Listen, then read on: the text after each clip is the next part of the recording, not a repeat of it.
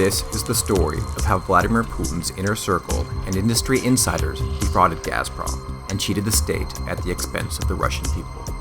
First, get familiar with two Russian entities, Bank Rossiya and Gazprom. Bank Rossiya is known as the private bank of Putin's friends.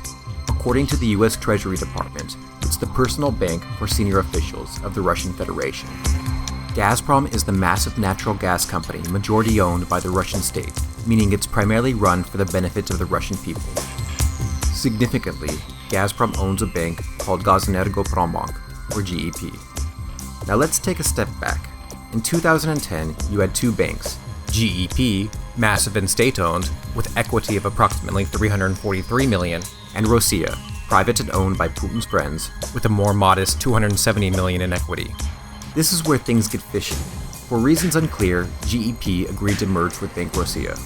Now, one would expect that when the shares of the new bank were allocated, they would be proportional to their equity and assets. GEP shareholders would receive much more than half the newly merged bank, right? Wrong. Bizarrely, GEP shareholders got only 16%.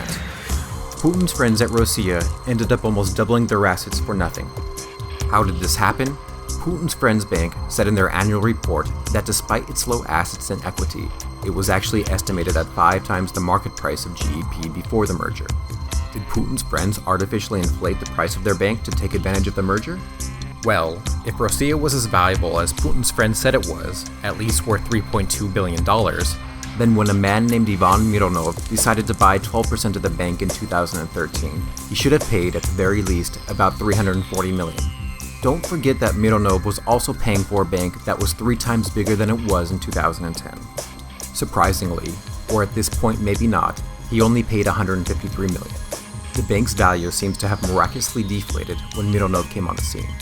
Incidentally, Mironov also happens to be the half-brother of a member of Gazprom's management committee. The value of Rossiya's assets magically fluctuate to the benefit of Vladimir Putin's friends and Gazprom insiders. Those connected to power always win, while the state and Russian citizens inevitably lose.